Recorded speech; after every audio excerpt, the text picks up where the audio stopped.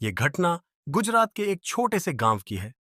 वहां एक महिला रहती थी, ललिता, जो माँ काली के परम भक्त थी। वह हर रोज मंदिर जाकर पूजा करती थी, लेकिन उसका यह भक्ति भाव उसकी परिवार वालों को पसंद नहीं था।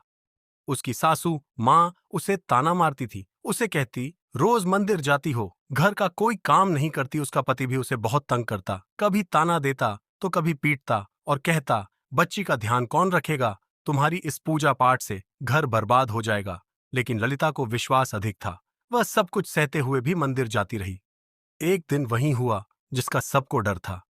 ललिता मंदिर चली गई और उसका पति गुस्से में बच्चे को घर छोड़कर काम पर चला गया। बच्चा खेलते खेलते पास के सूखे कुएं के पास पहुंच गया। अचानक उसका पांव फिसला और वह गहरे कुएं में गिर गया। किस्मत से उसकी दादी ने यह घटना देख ली और दौड़ते हुए पड़ोसियों को बुला लाई।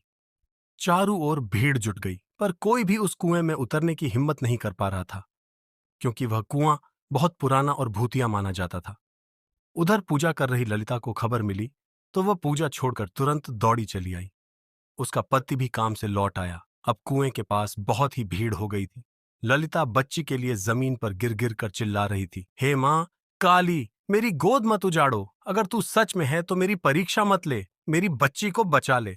तभी भीड़ में से एक लाल साड़ी में लिपटी महिला आई। उसने कहा, मैं तुम्हारी बच्ची को बचाऊंगी। बिना किसी डर के वह महिला रस्सी लेके कुएं में उतर गई और कुछ पल बाद आवाज आई, माँ, कोई मुझे गोद में रखकर अपर ला रहा है। थोड़ी देर बाद वह महिला बच्चे को बाहर ले आई।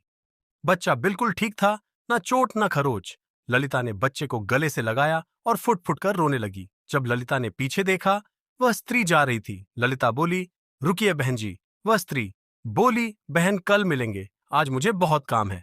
तभी ललिता ने वहां खड़े सभी लोगों से पूछा, क्या आप इस स्त्री को जानते हैं? पर कोई भी उसे नहीं जानता था। अगले दिन ललिता रोज की तरह मंदिर पहुंची। जैसे ही उसने एम की सजावट में लाल साड़ी देखी, उसकी आंखें फटी की फटी रह गईं।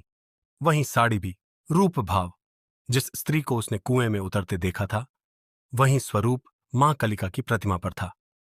अब ललिता समझ चुकी थी, वह स्त्री कोई और नहीं, मां कलिका ही थी।